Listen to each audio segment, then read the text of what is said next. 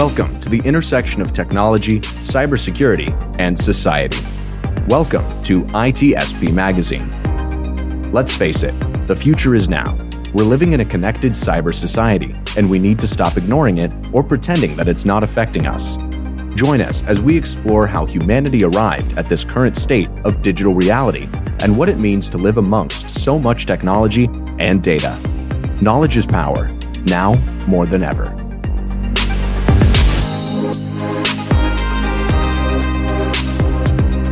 Black Cloak provides concierge cybersecurity protection to corporate executives and high net worth individuals to protect against hacking, reputational loss, financial loss, and the impacts of a corporate data breach. Learn more at blackcloak.io. BugCrowd's award-winning platform combines actionable contextual intelligence with the skill and experience of the world's most elite hackers to help leading organizations identify and fix vulnerabilities, protect customers, and make the digitally connected world a safer place. Learn more at bugcrowd.com.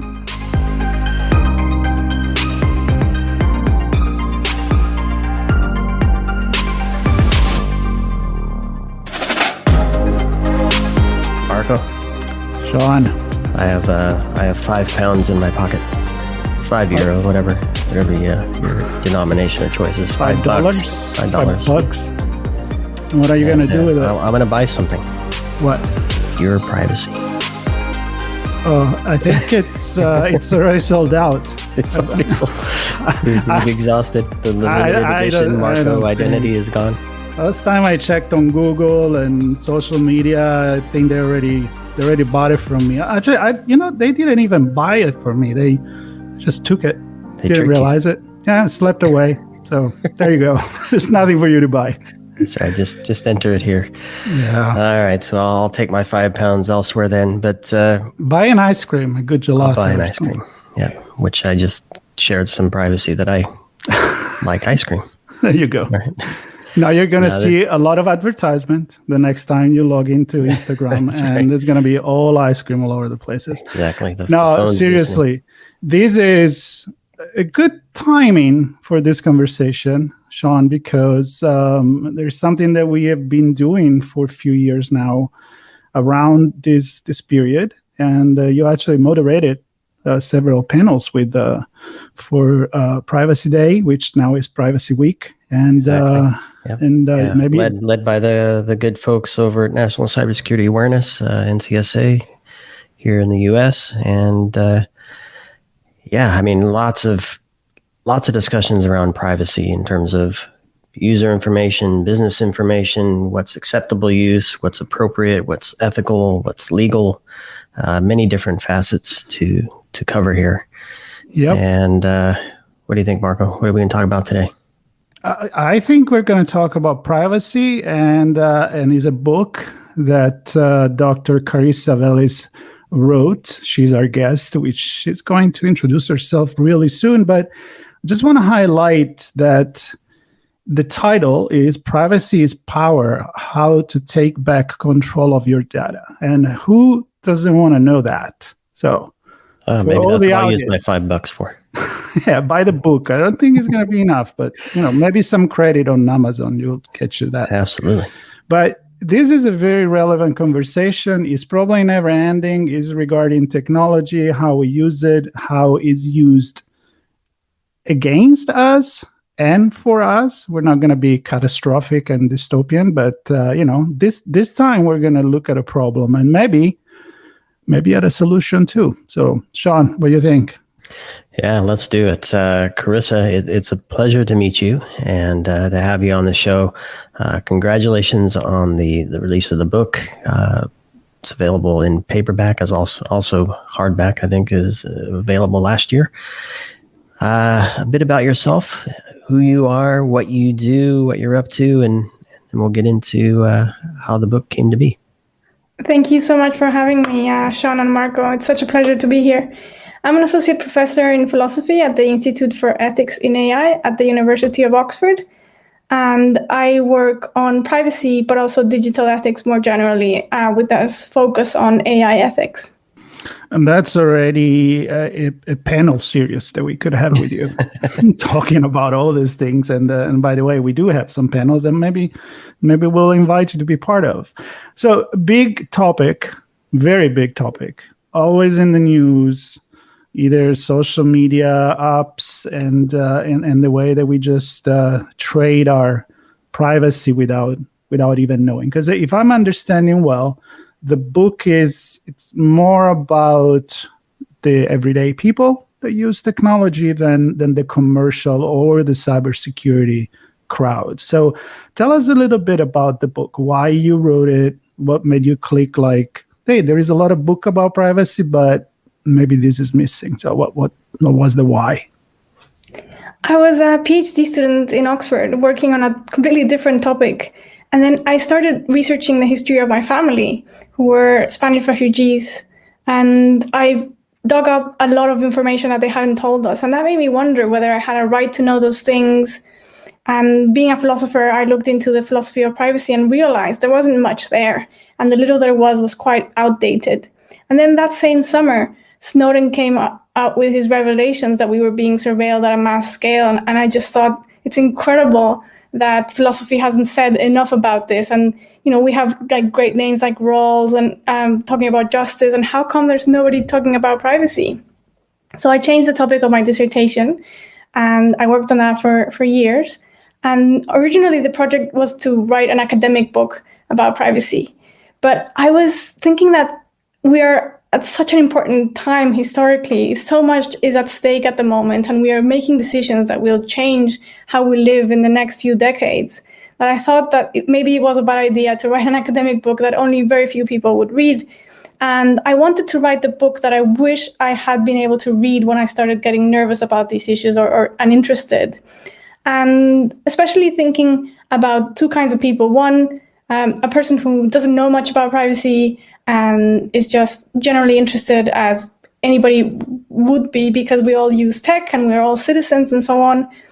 But also people who are especially skeptics about whether privacy is important. People who might think, well, I'm not a criminal, I'm not very shy, why should I protect my data? So I wanted to have a big picture book on the one hand, something that explains the relationship between privacy and power, which is why I think privacy is most important, but also a very practical book that could offer solutions for both policymakers, but also just ordinary individuals going about their daily lives. So I believe you talk about the economy of data, or the economy of privacy, and I'm wondering if you can kind of share with us your view of this world. I know that data is required in order for businesses to make better decisions and serve their customers better. But how have we reached this point where privacy is really, data is the new oil, right? And I guess what I'm really getting to is there are companies who use people's information, and people maybe unknowingly or blindly give over the information to help the business grow. And I immediately look to things like tobacco or alcohol, where somebody takes advantage of a product not knowing what the side effects would be. And I'm just wondering if you have any views of the economy of data, privacy, and maybe some analogies to markets or sectors like the ones I described. I think it was a combination of things regarding how we got here. On the one hand, we got here because there were some startup companies, famously Google, who was very successful in what it did. It had a fantastic algorithm. People loved its product, but it didn't have a way to fund itself. And after a while, investors were getting impatient and they were quite desperate to find a business model. So even though the founders of Google had once written a paper in which they criticized search engines that depended on ads, they ended up doing just that because they couldn't come up with anything better, essentially. But they came up not only with ads in general, but personalized ads. They realized that they could use the data that they had on their users to target those ads. And that kind of kicked off the data economy. The Federal Trade Commission recommended to Congress that it regulate privacy or personal data along some of the lines that we see in the GDPR in Europe, things like people should know what kind of data is being collected on them, they should be able to access it, to change it, to delete it, etc. But when after 9/11, the government in the United States wanted to do anything and everything possible to avoid something like that happening again.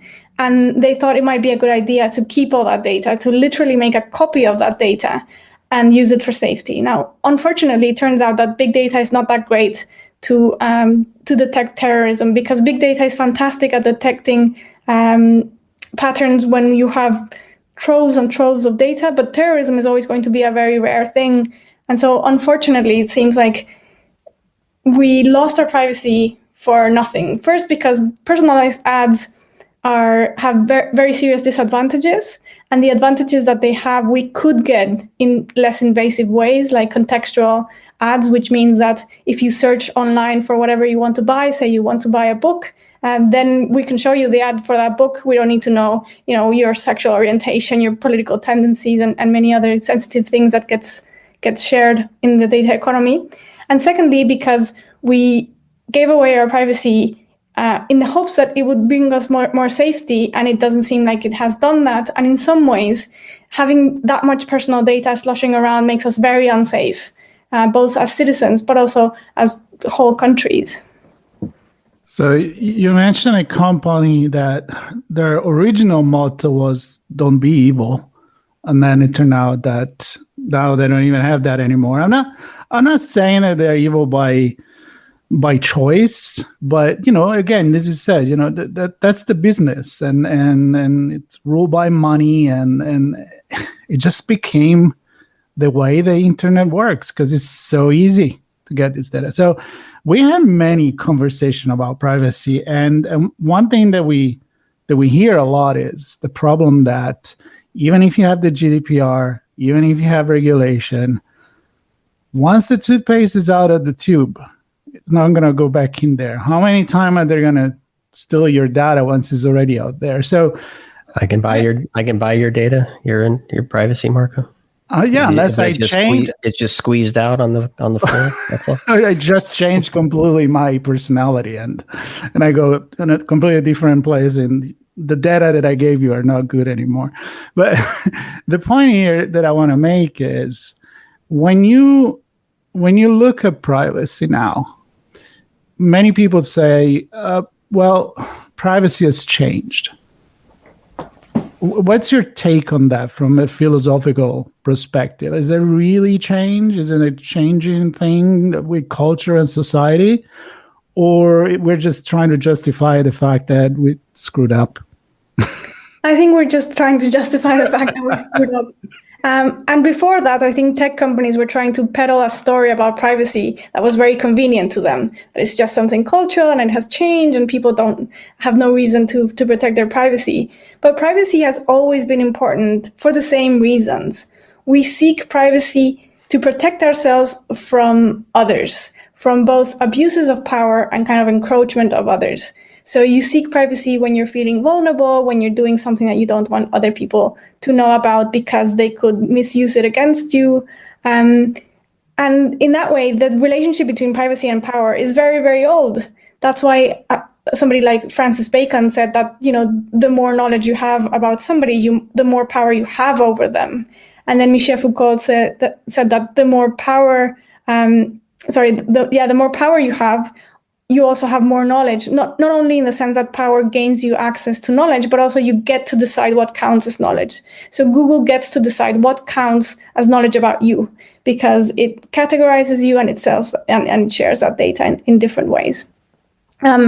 So I think that privacy has always been important.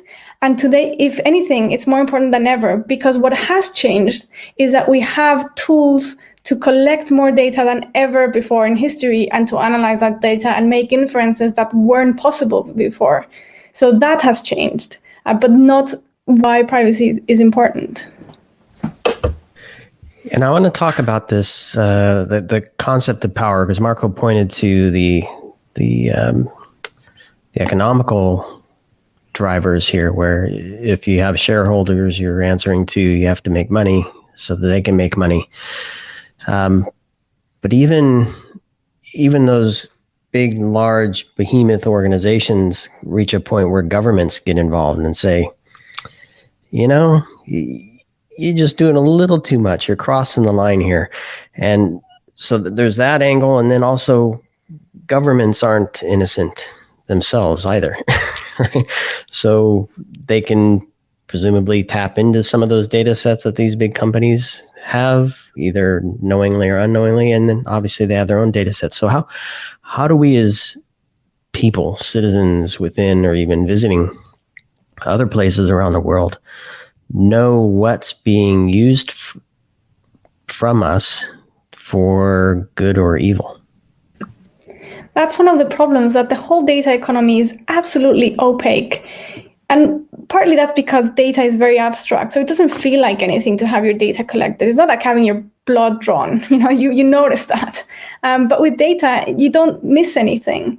It's not until the bad consequences hit you. And even then, you might not know why it happened. So say you get denied a loan or you get rejected from a job, you're never going to make the connection that was because a year ago you gave this data that got sold to a data broker and then to your prospective employer.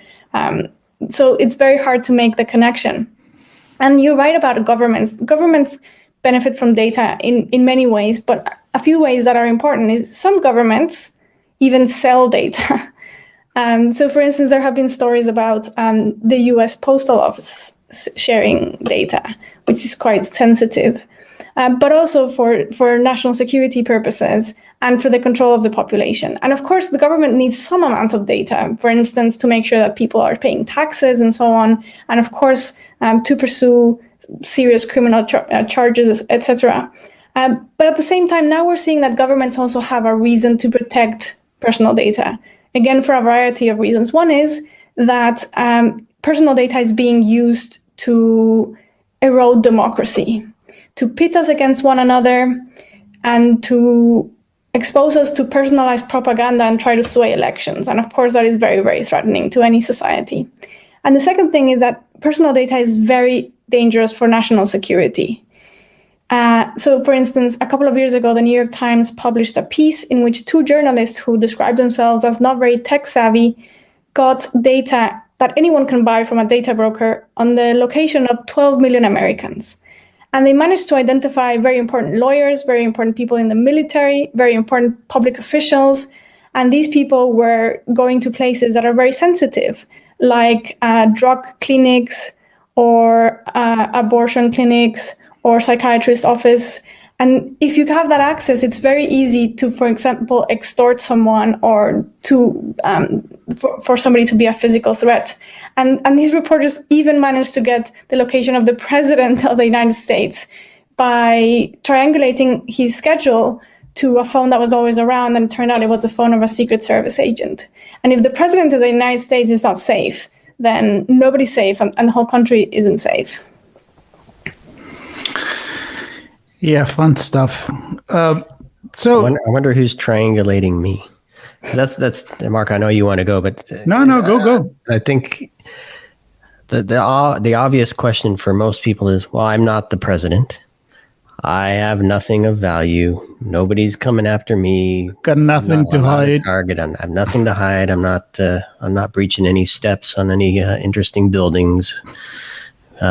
So why do I care? I guess is the big question. Not Marco, if you had anything else to follow up on. No, I love that you went there, because this is exactly where the question I want to ask to Carissa, which is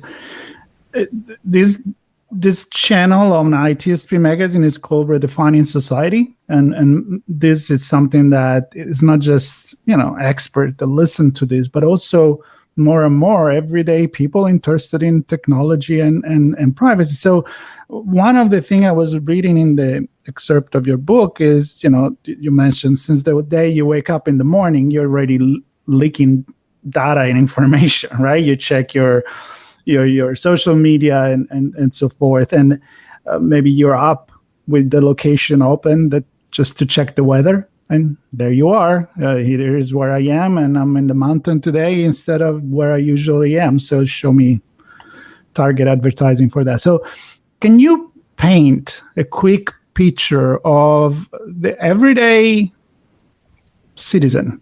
Like, a few example of where are these data leaking and they don't even know. Yeah, it's quite scary. So the moment you wake up, actually during the night, your phone is sending data, and it sends it during the night because most people plug in their phones, and so that you don't notice that your battery is being drained, which is quite sneaky, or it kind of gives you a feel for the kind of practices we can find in this area. And as soon as you wake up, all the apps in your phone and your phone manufacturer and your phone provider realize that you've woken up, and all kinds of inferences can be made, like, are you sleeping too little? Are you not sleeping well? Are you looking for things at night? Am I going to pay my loan? That kind of thing. Then if you have a smart car, your car is not only tracking your location and your music. For instance, there are some data companies that are trying to infer things from music taste, not only about your personality, but also about whether you might be going through a rough patch, maybe you're depressed, and who knows how that data can be used. It's also tracking, your car is also tracking your weight, which is something that really shocked me. Maybe it's not like a big thing, but it's shocking that the seat in your car is tracking your weight without you knowing. And of course, that information can be interesting for an insurance company. Are you losing weight? Are you gaining weight? When you go into a store, you might be tracked with facial recognition. You might be tracked as you go in the store, and where do you stop and what catches your attention. You might be linked to your phone. So when you're in the store, there is music in the background, say, and the music contains audio beacons that you can't hear, but that your phone registers, such that the company can triangulate who you are with your phone and then your laptop, and they can target you better and understand you better. It's nonstop. And actually, some of the most dangerous details that I found, I decided not to publish because I decided that it was too easy for just anyone to abuse. So it's really remarkable how vulnerable we are and how much information. So among the inferences that get sent, for instance, when you go into a website, even before the website gets loaded, hundreds of corporations who want to show you their ads get your information before you consent many times.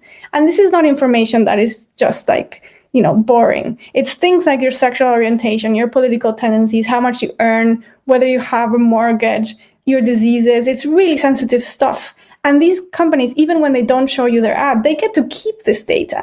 And then they sell it on to data brokers who then sell it on to essentially anyone who wants to buy it. So it's impressive how much data can be collected.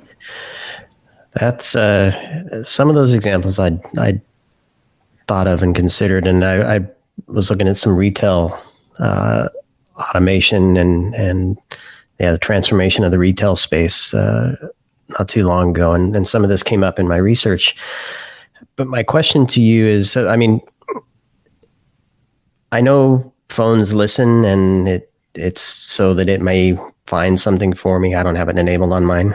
Who knows if it still listens or not. But the example you gave where the phone is listening to sounds to triangulate. My question to you is, are these purpose-built systems? Like the retail company is installing sensors and the sounds and working with the phone companies and the apps on the companies to build this system? Or is it a bunch of stuff that just happens to be, there's a sensor that's built that can do X, Y, and Z, and if you use this, you can put it into a system. So are these systems built purposely, or are they a collection of things that can be packaged in any way? And how does that change? Depending on what the answer is, how does that change how we deal with it? That's a really good question. I've actually never been asked that question before, and I think it's really good. It's both. So on the one hand, there are certain things about how digital tech works that just collect data. So for instance, when you go about your business, your phone is all the time trying to connect to the nearest cell phone tower, and then it's recording that. And that wasn't designed like that to collect data. That was designed as a way for the phone to work. Now, once the data economy is around, it gets used that way. And telecom companies could design it in different ways. So they could use like an onion routing system to shield you from that data being collected, and they don't. But other things like the audio beacons are designed exactly to collect certain kinds of data. And going to your last question, if I may, about why should we care?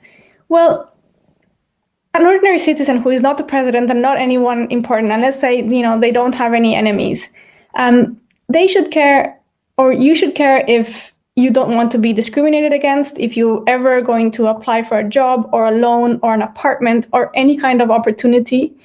You should care because you don't want to be the victim of, for instance, identity theft. This is a crime that has gone up exponentially during the pandemic because there are more people using tech all the time. So somebody can steal your identity and commit frauds in your name.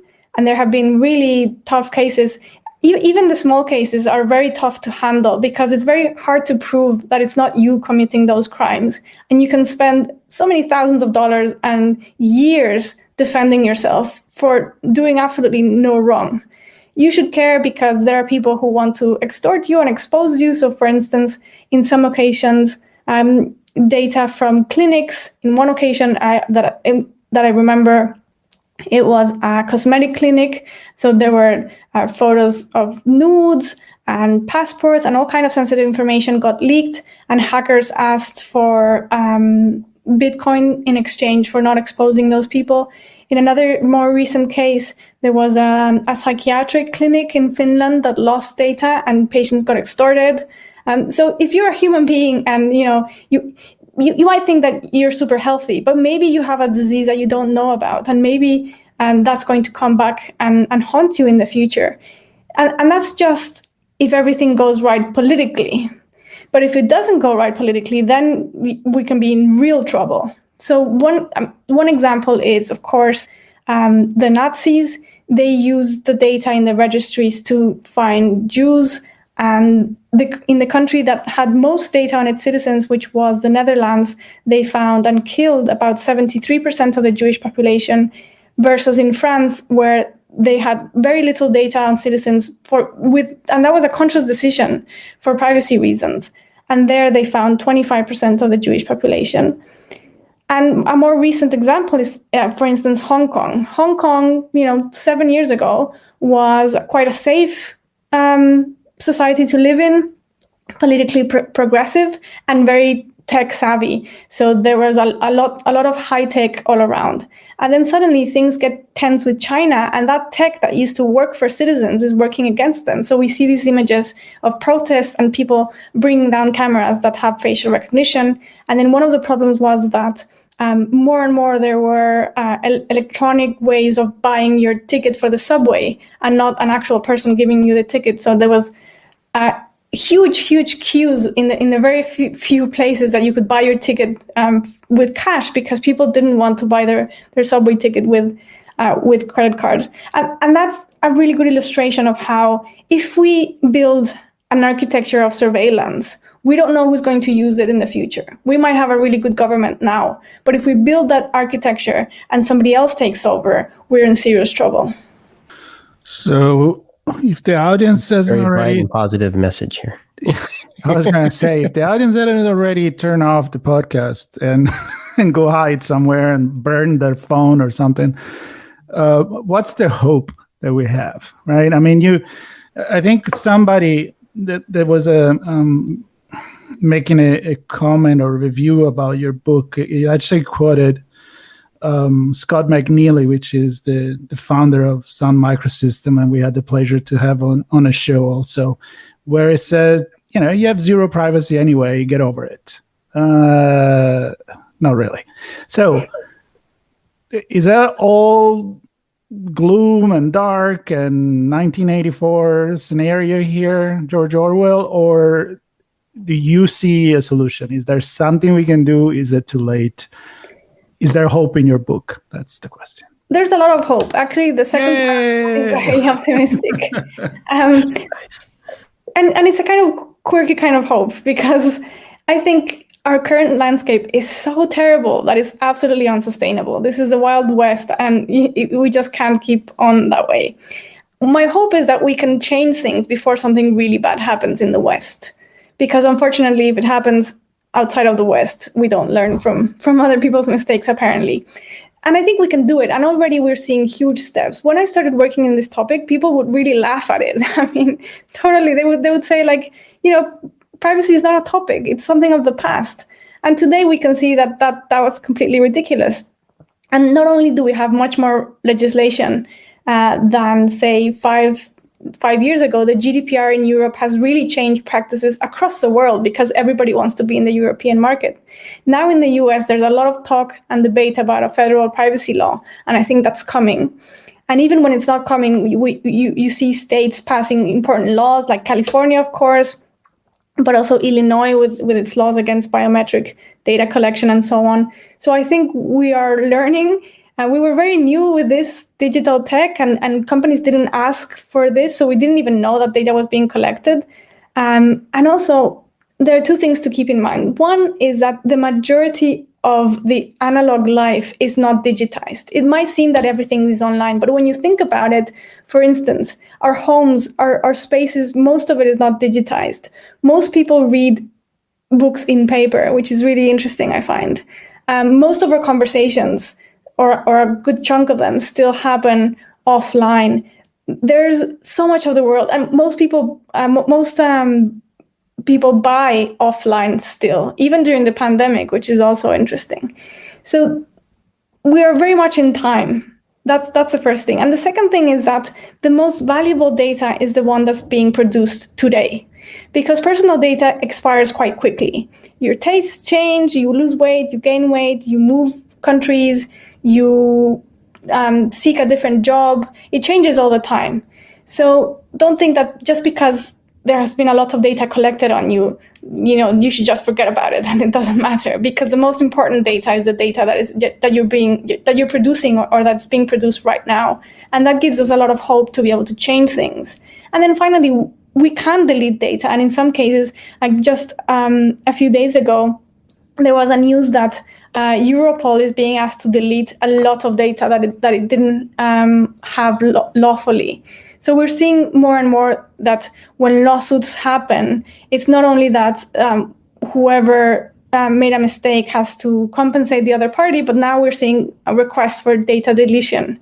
And I think that's we're going to see more of that in the future. Very cool. And so I'm trying to analyze what you said. How much of that, a lot of that is government driven, policy driven. What's the role of the commercial space in that? And then I'm going to get to the user in a minute, but the role of the commercial world in that view of your hopeful future. Yeah, one of the nice things about writing a book is that you suddenly get in touch with all kinds of people that you wouldn't have met otherwise. And every day somebody writes to me saying that they've just opened a new privacy startup. And really these ideas are like flourishing so much.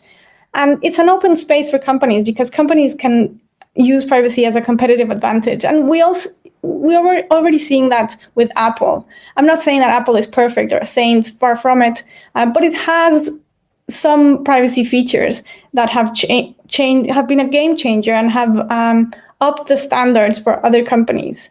So I think companies can play a very, very important role. And then finally, and it may not be the final question, but finally, the users. So, I mean, especially at the end of the year, the beginning of the year, there's a lot of blogs and other things that say, here's how you take control of your finances, your health. I've seen it for privacy.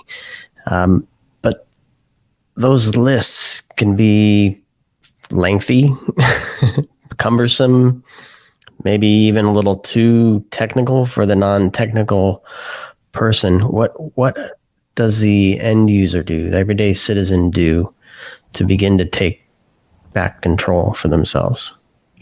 On the one hand, I don't want to give the impression that it's on the individual's shoulders and responsibility to change this, because I think that's unfair. And to a large extent, we are forced to use these these technologies. It's not like we can say, no, thanks, I don't want a job or I don't want an education, so I'll opt out. But at the same time, I would like people to realize how much power we have as individuals, because at the end of the day, many of these companies don't sell anything except data. That's their product. So if you resist a bit, if you say no to cookies, if you go elsewhere, if you practice obfuscation, which means giving out false data when a company doesn't have a claim to your data.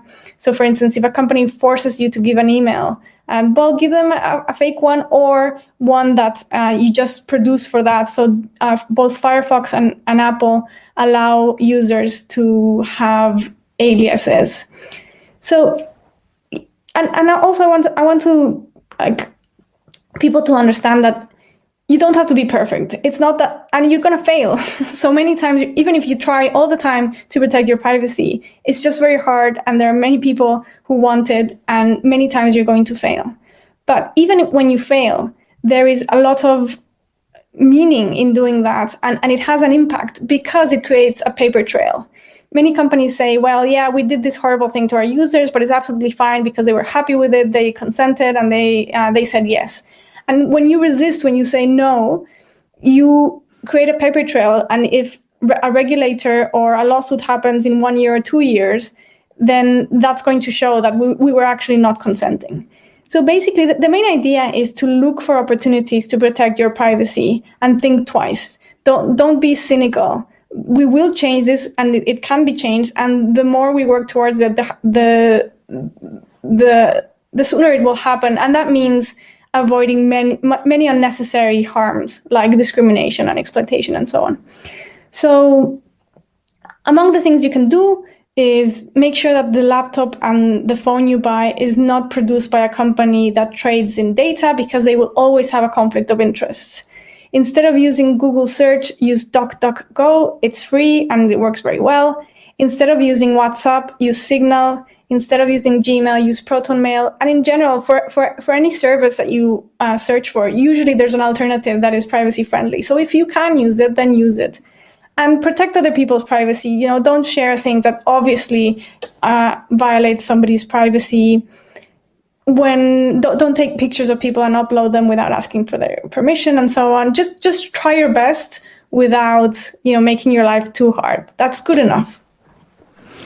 I love it. That is good enough. And I'm very impressed of how you've been able to summarize in a few tips something very complex. Because as you're listing all these things, I'm like, maybe we can, and I know Sean is thinking my way, like we didn't talk about misinformation, fake news. You did touch on the importance for democracy on all of these. And then there is the entire phishing and spamming and social engineering part. So, that I'm sure you probably mentioned in the book as well. But I love how you kept it really focused, really actionable. And I do hope that our listeners are getting at least the idea of, hey, maybe I shouldn't just use what everybody else is using, that there are alternatives. And I love how you said that, because convenience, it's a bad habit. I mean, it's good, but when you have convenience versus security, and you just can't wait. You just can't expect all to come without you having to make a step. And I think that's important. And maybe, I don't know, maybe the first step is to get informed. Knowledge is power, as it is privacy, and reading this book, listening to this podcast, of course, or the other way around in this case. A wonderful conversation that can definitely go in a lot of different directions, Sean. We didn't talk cybersecurity. What's wrong with you? I know. I'm holding that for a different one. Maybe Carissa would be kind enough to join us again. I think I want to make one more point, because Chris, you mentioned that the data that we're creating today is the data that matters most. And as you're describing the alternatives, they're fantastic alternatives to look at things we would normally use versus those that maybe respect us a little more. And I guess the point I wanted to make is, if you're starting something new, pause for one moment and understand what the options are so you can select an alternative to one of the more mainstream that maybe not as ethical or whatever you want to call it. And then over time, maybe you can go back and refresh some of the legacy stuff that you may have gotten locked into 10 years ago because it was a free email service or what have you. But I think there are so many things new that we're doing. Exactly. Free email. Yeah. Sure. It just knows that your flight's about to leave in 6 hours on your way to this destination where you're going to be staying at this hotel. Nothing is free. That lovely email. Yeah. Now, so fabulous conversation. I echo what Marco said. And Carissa, it was a pleasure to meet you. Congratulations on the book. Hopefully everybody grabs a copy, reads it, thinks, takes some action, shares it. Because I think this is a societal thing, not an individual thing, as you pointed out. So thank you very much, Carissa. Thank you so much. This has been wonderful. And I'd love to continue talking about cybersecurity because there are a lot of connections. And regarding what Marco said, one of my frustrations when reading a lot of tech books is that they kind of painted a concerning picture, a lot of anecdotes that you can see are problematic, but they didn't analyze what is the source of it, like what is the main problem.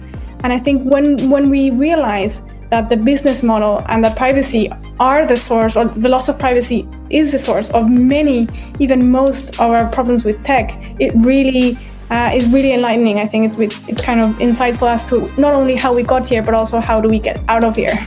So thank you very much for the opportunity to talk about this. Well, thank you, everyone. Notes, links, everything will be in the podcast notes. Stay with us. We'll talk to you soon. Let's keep redefining society, Marco. Stay private.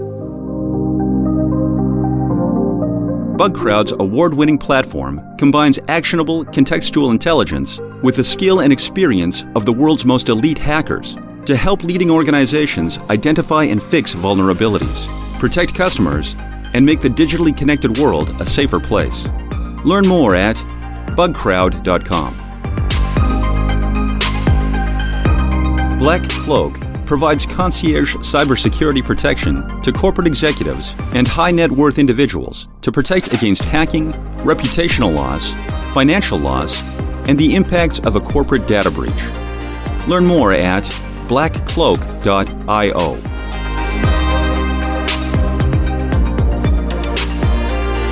We hope you enjoyed this episode. If you learned something new and this podcast made you think, then share itspmagazine.com with your friends, family, and colleagues. If you represent a company and wish to associate your brand with our conversations, sponsor one or more of our podcast channels. We hope you will come back for more stories and follow us on our journey. You can always find us at the intersection of technology, cybersecurity, and society.